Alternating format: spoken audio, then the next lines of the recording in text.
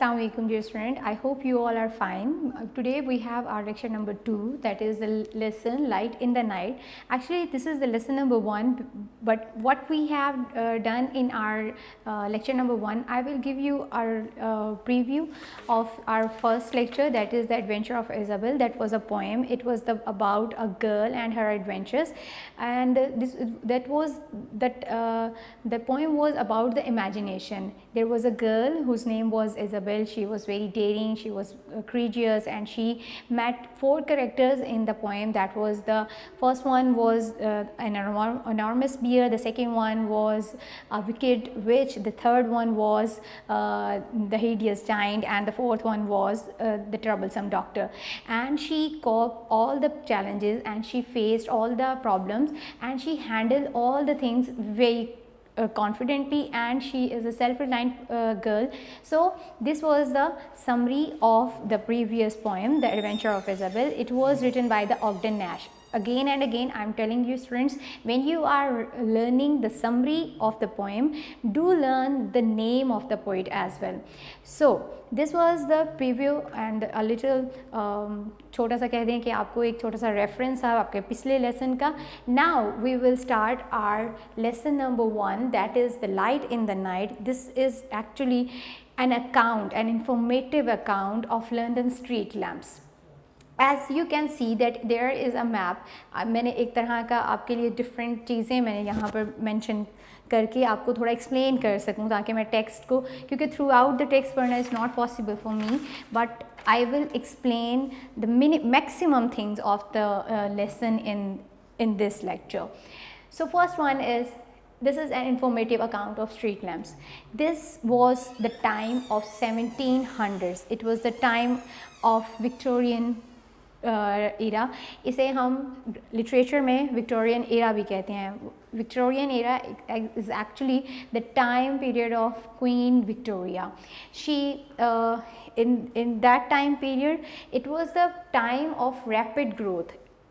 1700s में London यानी United kingdom में बहुत सारी डेवलपमेंट्स आई, और इस टाइम पीरियड में क्योंकि Victorians loved technology and science, they were impressed by this. So at that time they invented a lot of things, like they introduced photography, and the cameras were available in that time period. And in that time period there were the street lamps were also introduced, but after the Paris, and it was also called the time of railway. Communication means were developed a lot. यानी 17th century में London में हर तरह से तरक्की ही हुई थी, और ये बहुत ही हाई टाइम था लंदन का. Secondly, London is the capital city of United kingdom.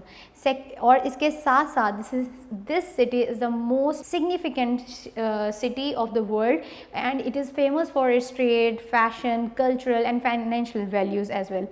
So this is a brief account of London, and now we will start our text.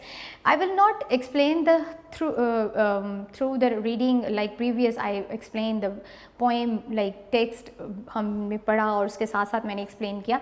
अभी I just read the text and I explain the main chunks of this lesson. London is a major capital city. At night it glows brightly like most modern cities. Before the 1700s, London was much smaller than it is now. On cloudless, moonlit nights, people would take advantage of the moonlights and go out to socialize. Socialize, this is a word, it means to interact with others, यानी दूसरों से मिलना जुलना. But night time in the city could be dangerous. You could trip, fall and injure yourself. If you fell in the river, you could drown. You could be attacked or robbed by criminals who roamed the street. You could easily get lost. If people wanted to go out at night, they would have to carry a burning torch or a lamp, or if they were rich enough, pay someone else to carry it.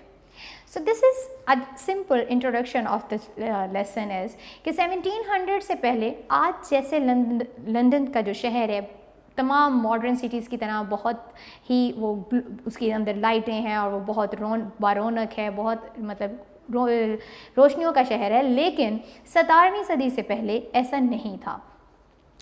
क्या होता था कि लोगों को एक दूसरे से interact करने के लिए वो ऐसी मूनलिट यानी चांद की चांदनी वाली रोशनी रातों का इंतज़ार करते थे, रात के वक्त स्पेशली बाहर निकलने के लिए। क्यों वो बाहर नहीं निकल सकते थे?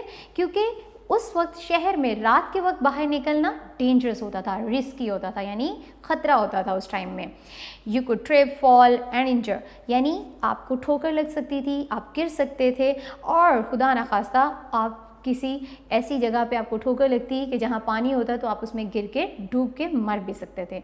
यू कुड बी अटैक्ड और रॉब्ड बाय क्रिमिनल्स। क्यों? और इसलिए भी डेंजरस था उस वक्त में रातों को बाहर निकलना कि उस वक्त रॉबर्स यानी जो राजन होते हैं, डाकू जो आपको थे, वो आपको लूट सकते थे और आपके मतलब आपको किसी तरह का नुकसान पहुंचा सकते थे। Who roamed about the streets, यानी जो गलियों में घूमा करते थे बेमकसद, मतलब इसलिए कि ताकि वो लोगों को लूट सकें। You could easily get lost, और आप बड़े आराम से गुम भी सकते थे। If people wanted to go out, और अगर लोगों को बाहर जाना होता तो वो क्या करते थे? यूजुअली अपने साथ टॉर्च या कोई लैंप तरह की चीज़, यानी एक जैसी वो अगर आपने कभी देखा हो तो जैसी इतनी इतनी सी लालटेन होती थी, वो लोग यूज़ किया करते थे to carry and to go outside. तो यहाँ पर अगर वो थोड़े उनके पास वो थोड़े रिच होते, अमीर होते, तो वो किसी और को पैसे देकर अपने लिए तो उसे कहते थे कि वो आगे आगे उनके वो टॉर्च कैरी करके लेता जाए। There were many link boys who would for a small fee hold a burning torch or lamp ahead of people so that they could see the way through the dark streets. अब यहाँ पर link boys को introduce करवाया गया है। Who are the actually link boys? Link boys होते कौन थे? ये ऐसे लोग थे जो बहुत थोड़े से पैसे लेकर आपके आगे आगे उस टॉर्च को या लैम्प को, वो जो मशल होती थी आग जिस पे जल रही होती थी, या लालटेन, उसको हाथ में पकड़ के आपके आगे आगे चलते थे, so that you can see the way, तो आप ताकि रास्ता देख सकें। Some of these link boys were dishonest. अब प्रॉब्लम शुरू कहाँ से होता है कि उन लिंक बॉयज़ को, जो कि क्योंकि उस वक्त रात के वक्त वो एक गाइडर होते थे और उस टाइम वो लोगों को गाइड भी करते थे। अब मसला कहाँ से शुरू होता है? क्योंकि ये लोग उस वक्त लोगों के गाइड होते थे, और जब इनमें से कुछ लोगों ने डिसऑनेस्ट यानी बेईमान हो गए, वो लोगों के साथ उन्होंने गलत करना शुरू कर दिया, and would rob the people who had employed them and run off and leave them in the dark. तो वो उनको लूट लेते और उनके रास्ते में ही उन्हें अंधेरे में छोड़कर भाग जाते थे। By the early 1700s, busy cities like London and Paris had street lamps in some areas. अब जब 17वीं सदी के आगाज़ में लंदन और पेरिस, ये दोनों ही बहुत ही फेमस और एंशिएंट सिटीज़ हैं और बहुत ज़्यादा मशहूर हैं और बहुत ज़्यादा बिज़ी सिटीज़ में कंसीडर होते थे, तो यहाँ पर कुछ एरियाज़ में स्ट्रीट लैम्प्स इंट्रोड्यूस करवाए गए। In Paris, which had street lamps before London, the street lamps were actually lights placed in the windows of houses. Paris में लंदन से पहले इंट्रोड्यूस करवाए गए थे स्ट्रीट लैम्प्स, लंदन में बाद में इंट्रोड्यूस होते हैं। अब वो एक्चुअली में स्ट्रीट लैम्प्स थे क्या? फर्स्ट टाइम जो लंदन में इंट्रोड्यूस करवाए गए थे वो ये था कि लोगों के घरों की खिड़कियों में वो लैम्प्स रख दिए जाते थे। Police enforced a law that said every house had to have a lamp burning in the window all night long. और पुलिस क्या करती थी? एनफोर्स्ड मीन्स कि लागू कर देना, नाफिज कर देना, कि वो ये लॉ जो था उन लोगों पे नाफिज कर दिया गया कि वो हर सूरत में अपनी खिड़कियों में जो उनकी विंडोज़ थी वो तमाम रात जो लैम्प है वो जलता रहना चाहिए। If the lamp went out, people would have to get up to relight it और फेस बीइंग फाइंड, और अगर वो बंद हो जाते तो लोगों को रात को दोबारा उठ के उसको जलाना पड़ता या फिर उन्हें फ़ाइन कर दिया जाता, यानी उन्हें जुर्माना कर दिया जाता था इस चीज़ के लिए। Some people started to offer their services as lamp lighters. In return for payment, lamp lighters would put up a lamp outside the house and make sure it was lit. That street lamps reassured people and made them feel safer. अब क्या हुआ कि लोगों को इस चीज़ के लिए मुश्किल होती थी, तो चंद एक लोगों ने एज अ लैम्प लाइटर्स अपनी सर्विसेज देना शुरू कर दी। अब उन्होंने क्या करना कि लोगों के घरों के बाहर जो स्ट्रीट लैंप्स रखे होते थे वो इस चीज़ का ध्यान रखते थे कि वो जलते रहें सारी रात, और ये स्ट्रीट लैंप्स लोगों को इस चीज़ की यकीन दहानी करवाते थे कि वो महफूज हैं। The authorities realized the benefits अब अथॉरिटीज़ यानी वहाँ की जो गवर्नमेंट थी उसको एहसास हुआ कि इसका तो काफ़ी फ़ायदा है। They brought and took over the installation and maintenance of them. अब वो उन लैम्प लाइटर्स को ले आए, किस लिए? उन लैम्प्स की इंस्टॉलेशन यानी उनको मेंटेन करने और उनकी इंस्टॉलिंग में और उनकी हर तरह से देखभाल के लिए उनको इस बाकायदा प्रोफेशन में ले आए। All over the Europe the use of lamp post grew, और आहिस्ता आहिस्ता पूरे यूरोप में लैम्प पोस्ट का इस्तेमाल बढ़ता चला गया। In the 1700s, London grew rapidly and became the world's center of trade, manufacturing and fashion. Business became important and lights were needed to keep the city working and entertaining in the night. अब 17वीं सदी में London बड़ी तेज़ी से फैल रहा था, ठीक है। उस वक्त लंदन जो था वो दुनिया का सेंटर बन चुका हुआ था, तिजारत के लिए, फैशन के लिए, मैन्युफैक्चरिंग मतलब सनसाजी के लिए, हर तरह से यहाँ पर जो बिज़नेस था उसको उसकी इम्पोर्टेंस को समझते हुए इसलिए भी रोशनियों की ज़रूरत पड़ी ताकि रात भर भी शहर जो है वो काम करता रहे। By the late 1700s, London had so many street lamps that visitors to the city were amazed by them. The lamps were fueled by wax or oil that gave off an unpleasant smell and often dripped. अब 17वीं सदी में यानी बाद में थोड़े letter बाद की जो इसका 17वीं सदी का हिस्सा है, लंदन में बहुत ज़्यादा स्ट्रीट लैम्प्स हो गए। अब उनके लिए क्या होता था कि जब शहर में विज़िटर्स यानी बाहर से आने वाले सयाह जो होते थे वो उसको देखकर अमेज्ड मतलब हैरान रह जाते थे कि शहर जो है वो बहुत ही खूबसूरत दिखाई देता था। इन लैम्प्स को फ्यूल किस तरह किया जाता था? वैक्स यानी वो जो मोम होती है उससे या फिर ऑयल के साथ। अब वो मोम और ऑयल की वजह से क्या होता था, एक अनप्लेजेंट यानी ना खुशगवार सी खुशबू हर वक्त उनसे निकलती थी, और यानी जैसे वो ऑयल के जलने की स्मेल भी अच्छी नहीं लगती, इसी तरह से इनकी स्मेल भी नहीं अच्छी लगती थी। एंड मोस्टली दे ड्रिप मतलब उनमें से वो टपकते रहते थे, लीक होते रहते थे। Many people were employed as lamp lighters because each lamp had to be lit by hand every evening. बहुत से लोगों को लैम्प लाइटर्स के तौर पे रखा गया क्योंकि हर रात हर जो लैम्प था उसको हाथ से जलाना पड़ता था। One German tourist visiting London in the 1700s wrote in his diary, "As it was quite dark when I came back the first evening, I was astonished at the admirable manner in which the streets are lighted up. The bright lamps made the city seem exciting and lively.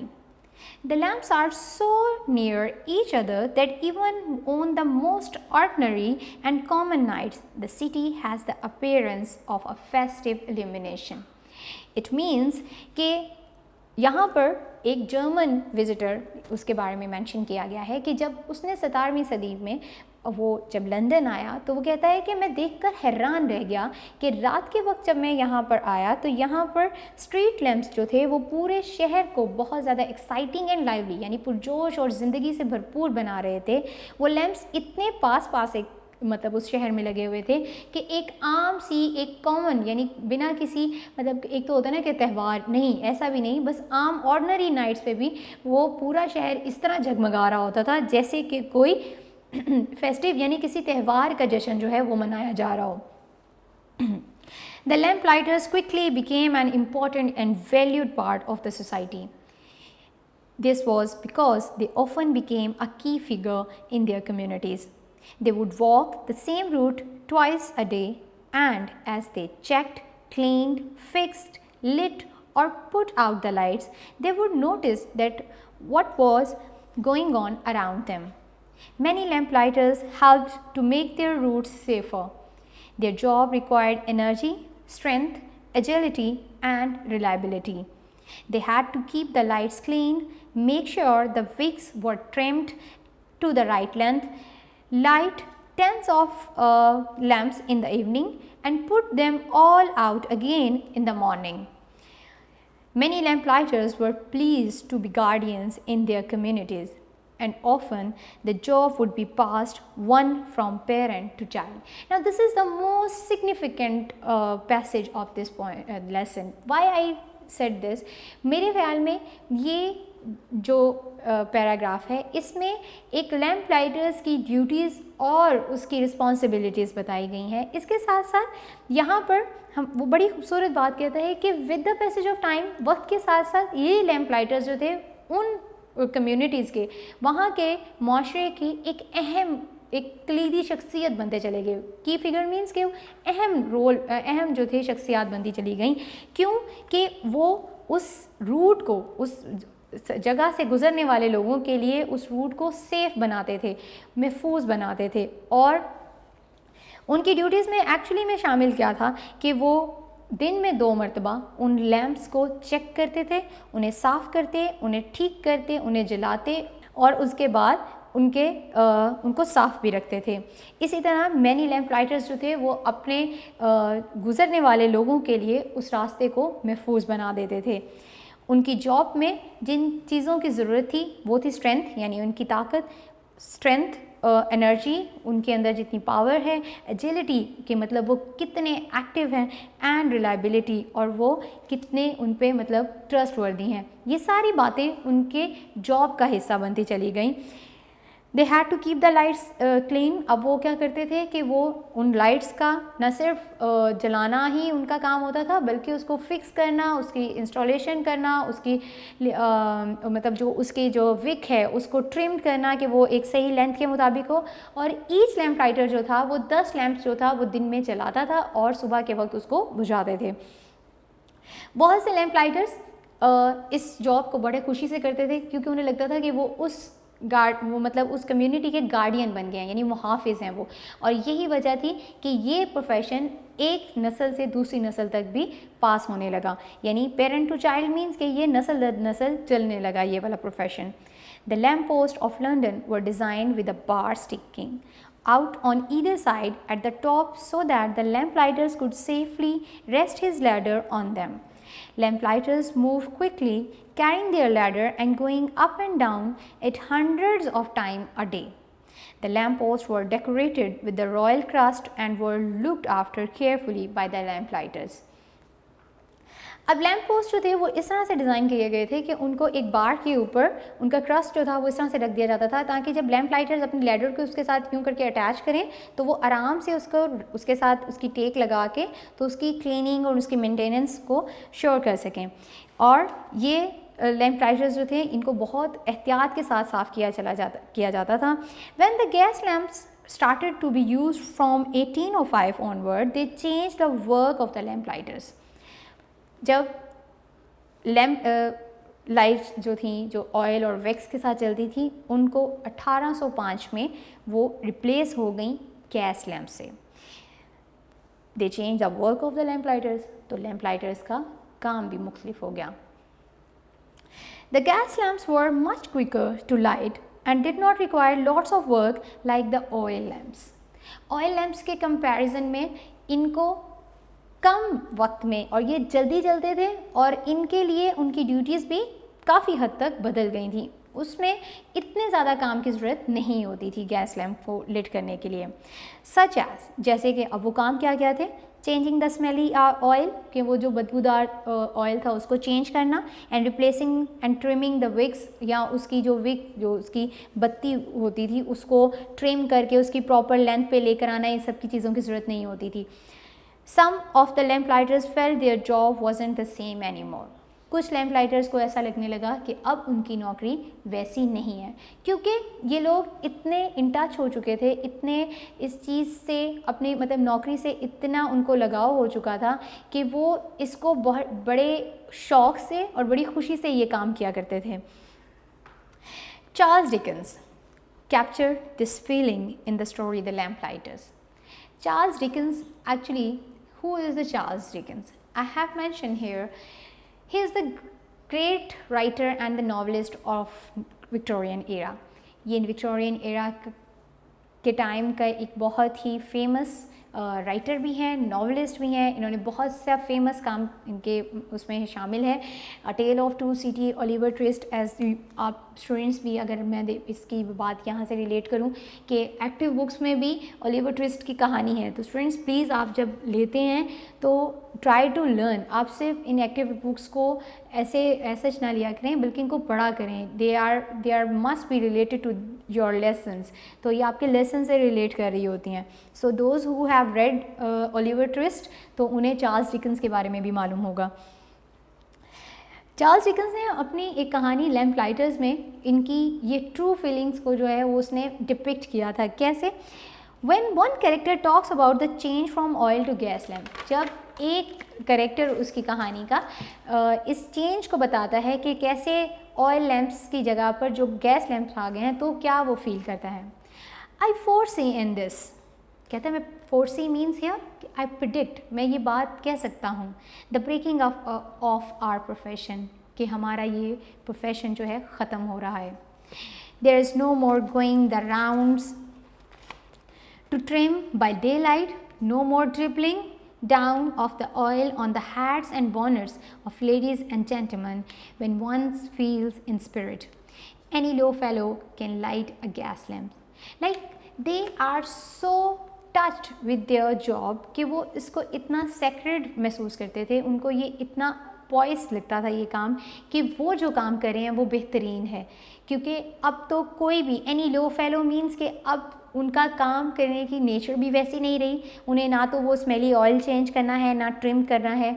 अभी तो कोई भी मतलब any low fellow means here कि उनके मुताबिक कि इसके लिए कोई ट्रेंड होना ज़रूरी नहीं होगा। कोई भी एक आता जाता आदमी जो है वो इसको लाइट कर मतलब जला सकता है गैस लैम्प को। Gas lamps were better than oil lamps in many ways.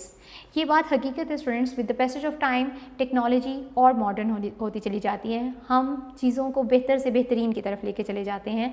तो तब जब स्ट्रीट लैम्प्स इंट्रोड्यूस करवाए गए थे, at that time they were of much importance, वो अपने वक्त पर बहुत ज़्यादा इंपॉर्टेंस के हामिल थे। लेकिन जैसे जैसे इन्वेंशंस होती गई, as I have told you, it was the time of rapid growth, it was a time of science and technology.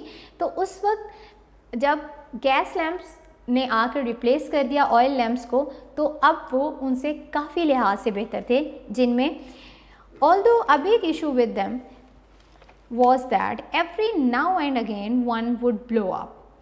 अब मसला क्या था गैस लैम्प का, कि उसको कोई भी आता जाता बुझा सकता था। Over time gas lamps replaced oil lamps. Later, with the invention of electricity, gas lamps replaced by the electric lamps which now dominate modern streets. और फिर जब गैस लैम्प्स ने ऑयल लैम्प्स को रिप्लेस किया, तो उनके बाद जैसे ही इलेक्ट्रिसिटी की इन्वेंशन हो गई, जब वो उसकी ओरिजिनेशन हुई, तो उस ईजाद के बाद गैस लैम्प्स को रिप्लेस कर दिया गया इलेक्ट्रिक लैम्प्स के साथ। Now we are on the ending of this lesson. Today there are still 1500 gas lamps in London. आज भी लंदन में 1500 गैस लैम्प्स हैं। 5 people are employed to operate them. 5 लोगों को इसको जलाने के लिए रखा गया है। They light them every evening and put them out every morning. हर शाम को वो इसको जलाते हैं और हर सुबह इसको बुझा देते हैं। These lights are carefully looked after because they are part of the city's history. In lights का बहुत ज़्यादा ख्याल रखा जाता है क्योंकि ये शहर की तारीख का एक अहम हिस्सा है।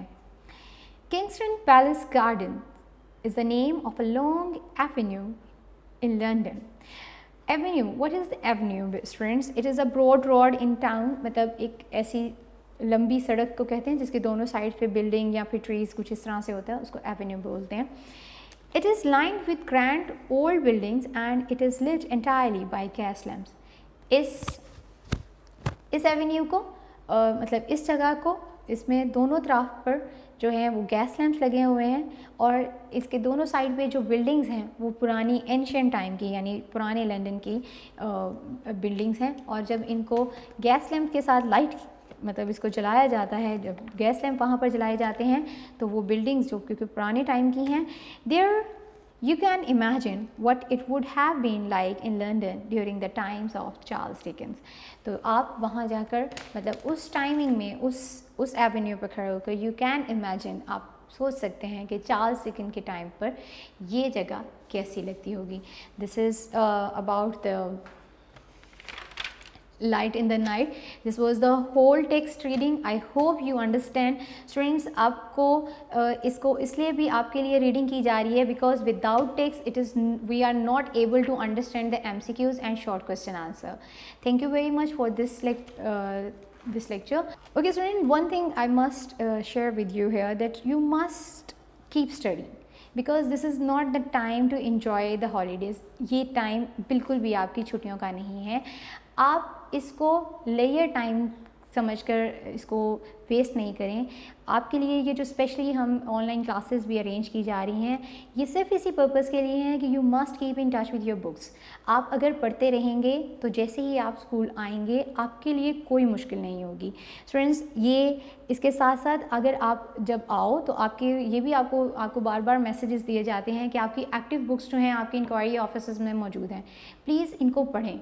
अगर आप पढ़ेंगे you can make your own vocabulary bank. आपके पास जब आपकी अपनी वोकैबलरी आ जाएगी, so it will be very helpful for you in your creative writing. आपको मालूम है कि UGI लेवल पे आपकी राइटिंग के बाकायदा कॉम्पिटिशन्स होते हैं जिसमें ऐसे राइटिंग कॉम्पिटिशन है और जो इंग्लिश और उर्दू दोनों लैंग्वेजेस में करवाया जाता है. आप इसमें मतलब स्टेप बाय स्टेप इसमें पार्टिसिपेट करते हो and those who are the finalist they participate in UGI ऐसे राइटिंग कंपटीशन में और फिर वहाँ पर हमारे बाकायदा कैश प्राइजेस दिए जाते हैं. तो स्टूडेंट्स, इसके लिए ज़रूरी है that you must read more and read a lot. So this reading skill makes you more better. Thank you very much.